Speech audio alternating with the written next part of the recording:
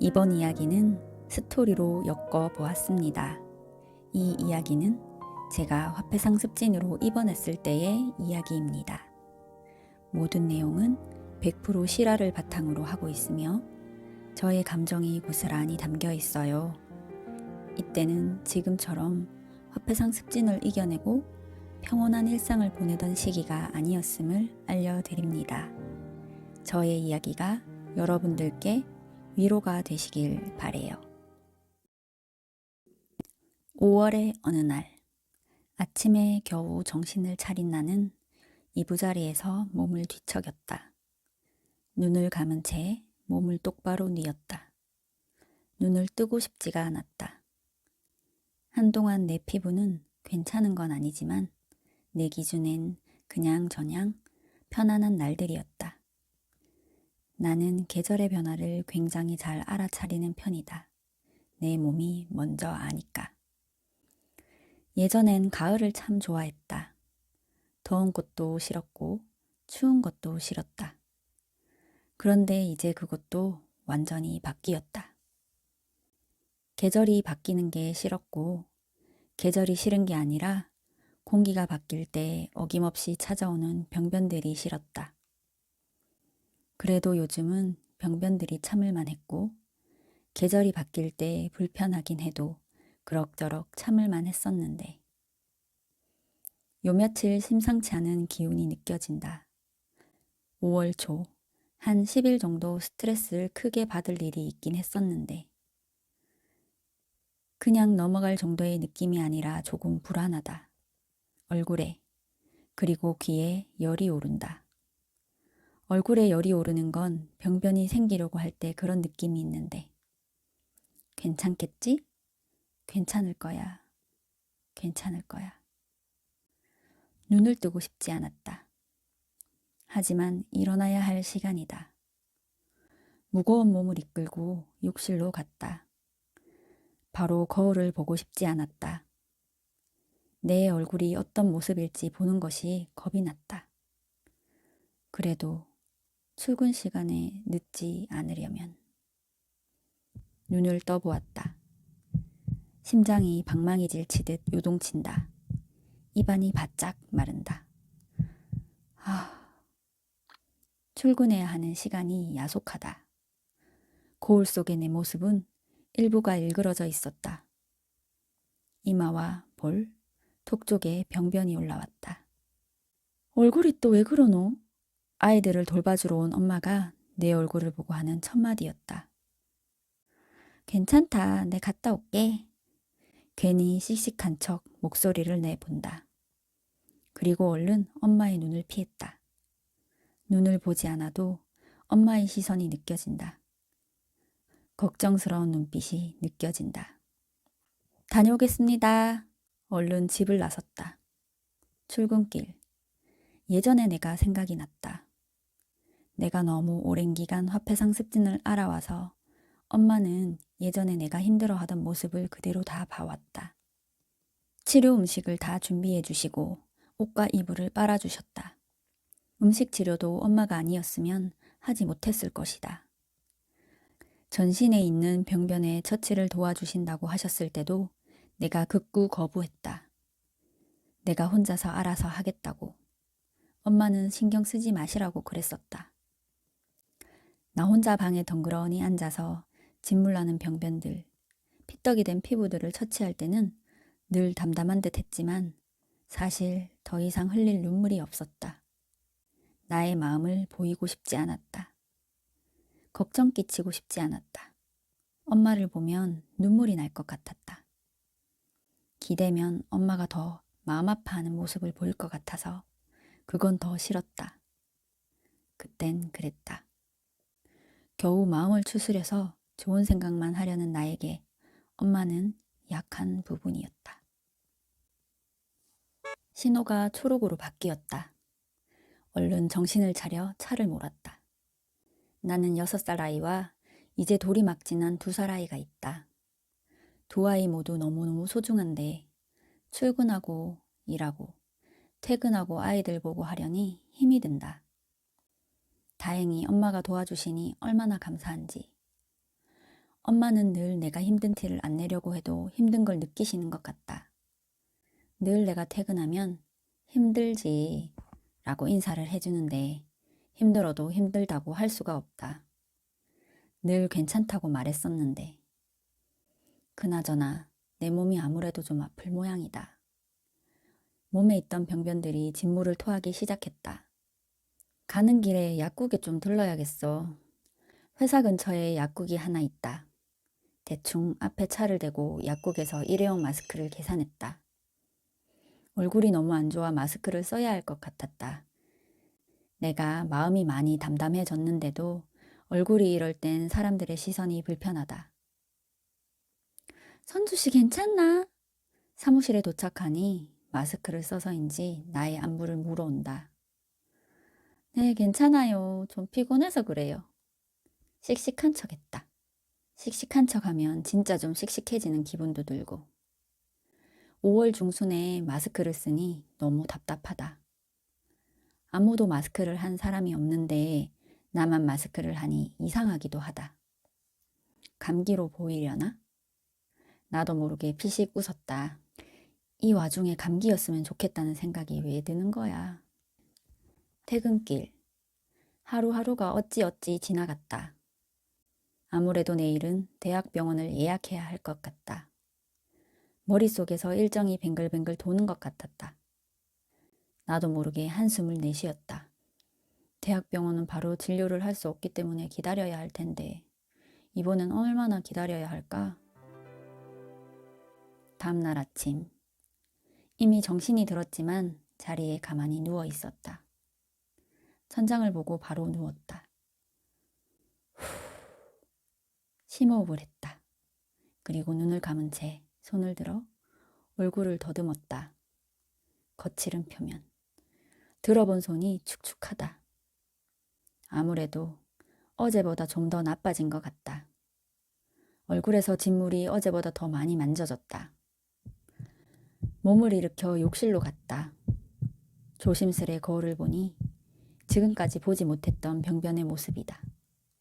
머리 밑, 이마, 눈꺼풀, 볼, 턱, 노랗게 진물이 맺혔다. 어깨, 몸, 발, 다리, 손까지 진물이 올라오기 시작한다. 괜히 눈물이 핑 돈다. 10년이 훨씬 넘게 알아왔던 화폐상 습진이다. 나는 꽤나 많이 참아왔고 겪어왔고 화폐상 습진이 병변에 있어도 그럭저럭 내 몸을 공유하고 있었다. 이젠 습진 병변이 내 몸에 어떤 모양으로 나타나기 시작하면 어떻게 될지 예상이 된다. 예상은 거의 다 맞았고 어느 정도 조절할 줄도 알게 된 것 같았다. 병변이 올라오면 어떻게 해야지라는 방향이 생겼었는데 이번 병변은 지금까지와는 전혀 다른 모양새다. 다시 시작인 건가? 그동안 반복되는 화폐상습진을 여러 방법으로 겪어가면서 얻은 게 하나 있긴 했다. 생각보다 내 멘탈이 강해져 있다는 걸 나 스스로도 느끼고 있었다. 하지만 이렇게 빠르게 나빠지는 걸 보니 머리를 한 대 얻어맞은 것 같다.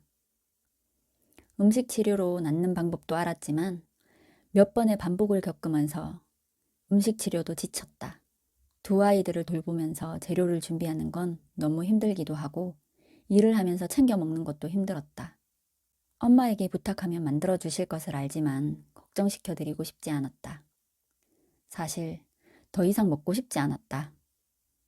쳐다보기 싫은 게 진심이랄까? 병원 예약하자. 병원 약 먹고 당분간 약도 좀 쓰자. 하얗던 머릿속에 떠오른 생각은 병원이다. 그래, 병원에 가자.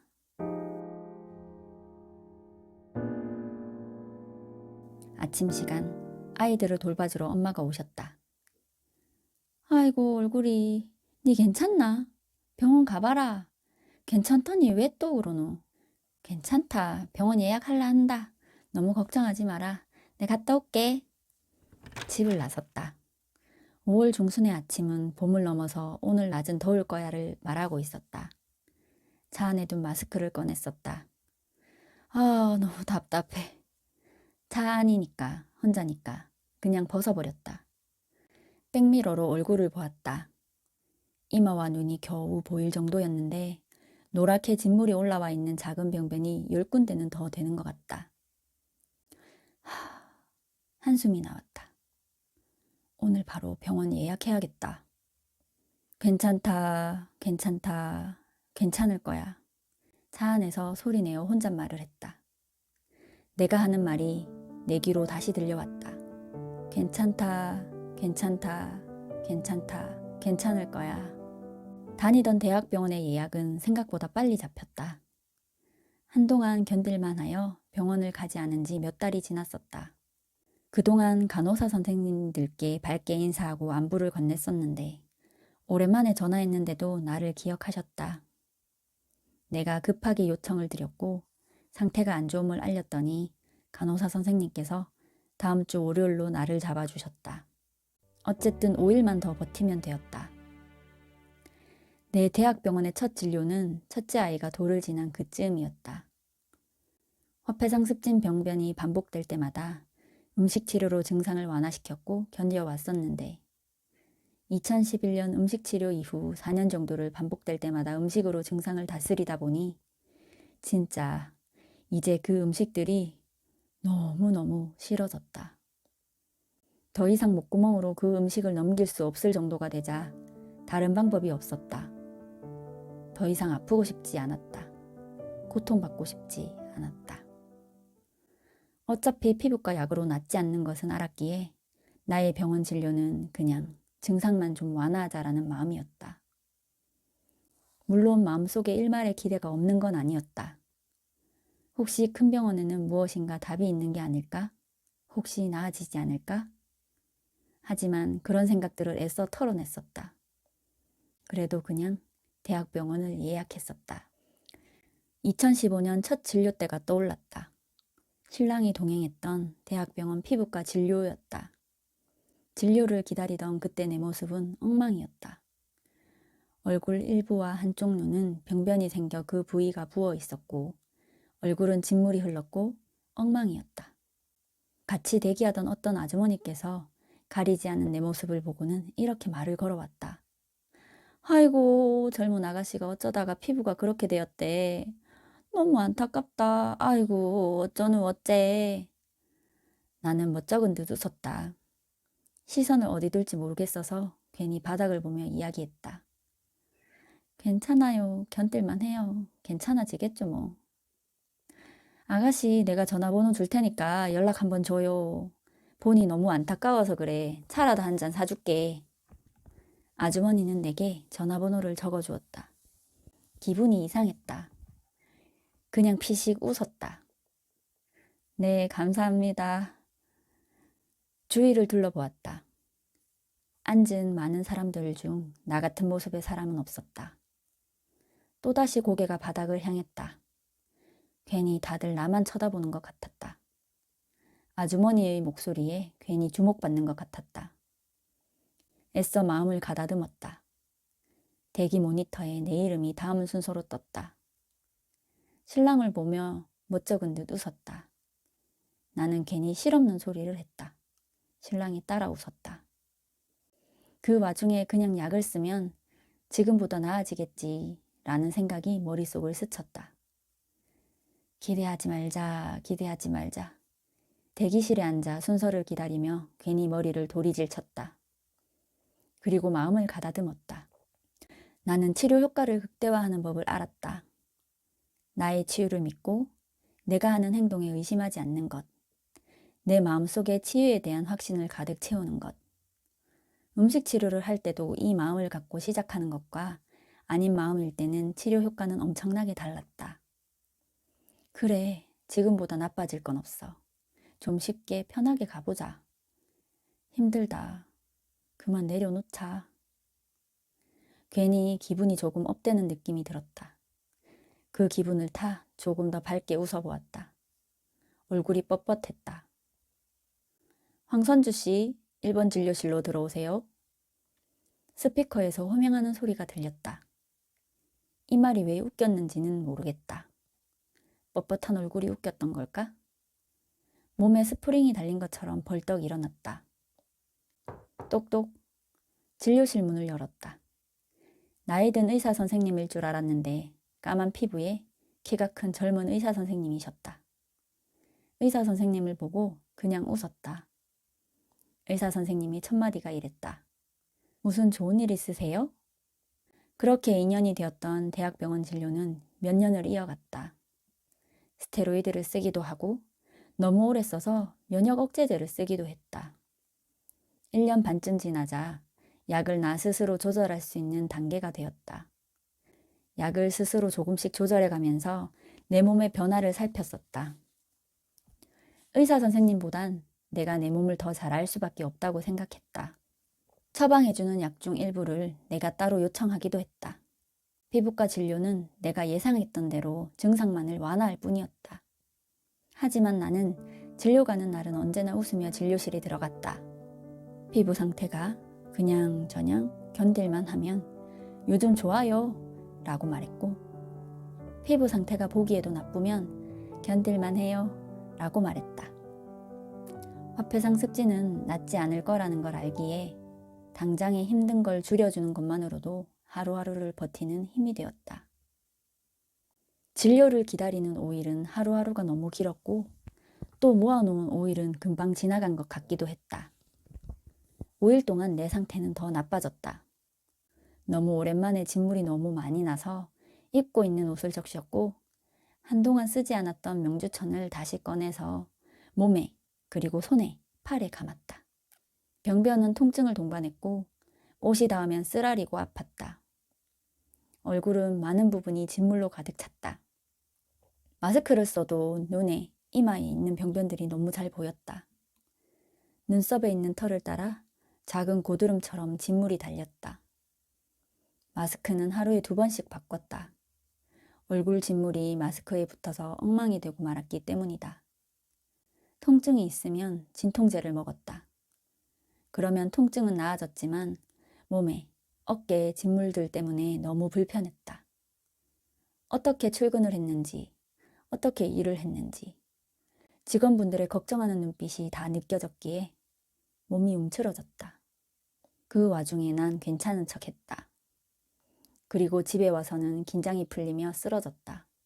통증에, 진물에, 밤새 자다 깨다를 반복했다. 주말은 내내 정신을 못 차렸다. 아이들이 엄마가 아프다는 걸 아는지 모르는지 계속 나에게 와서 칭얼댔다. 힘들었다. 이렇게 아픈 게 너무 오랜만이었다. 이렇게 힘든 게 오랜만이었다. 밤이면 나도 모르게 눈물이 흘렀다. 나에게 희망은 월요일에 있을 병원 진료였다. 그냥 내 마음이 그랬다. 음식 치료에 대한 생각은 늘 있었다. 하지만 음식을 먹고 싶지가 않았다. 먹을 만큼 먹은 건가? 음식 치료를 통해 영양의 힌트가 있을 거라는 생각을 했고 공부를 시작하고 내 몸에 적용하기 시작한 지 6개월 정도 흘렀을 때였다. 그 6개월간 스테로이드와 약을 완전히 끊었고 나름 답을 찾아가는 듯 했었다. 그런데 몸이 좀 나빠질 만한 이유가 있긴 했지만 이렇게 나빠질 거라 생각 못했다. 내가 생각하는 인과관계에 대한 대가가 참 가혹했다. 월요일 아침 병원을 나서는 나를 보며 엄마가 말했다. 병원에 가거든 입원해달라고 해라. 애들 매달려서 쉬지도 못하는데 집에서 치료가 되나? 회사도 좀 쉬고 입원해달라고 해. 알았어요. 갔다 올게. 너무 걱정하지 마라. 의사 선생님이 나를 보더니 대뜸 이렇게 말씀하셨다. 입원하실래요? 네, 그게 좋겠어요. 작은 목소리로 말했다. 지금까지 진료실에 들어서며 웃지 않은 게 처음인 것 같았다. 예상치 못했던 의사 선생님이 첫마디에 슬쩍 웃음을 띄었다. 입원실 있는지 알아보세요. 의사 선생님은 간호사에게 지시를 내렸다. 웃을 힘이 없었다. 엄마에게 입원하라는 말을 들으면서 처음엔 애들은 어쩌고 입원을 하냐 생각했다. 조수석에 앉아 병원을 향하는 동안 입원하고 싶다 라는 생각이 많이 들었다. 아이들에게 너무 미안하지만 매달리고 칭얼대는 아이들이 있는 집에서는 너무 힘이 들었다. 지금은 너무 쉬고 싶었다. 대학병원이라 바로 당일 입원실이 없었다. 입원은 내일 가능하다고 했다. 입원 준비를 해서 내일 방문하기로 하고 약을 처방받아 다시 병원을 나섰다. 다음 시간에 두 번째 이야기로 이어집니다.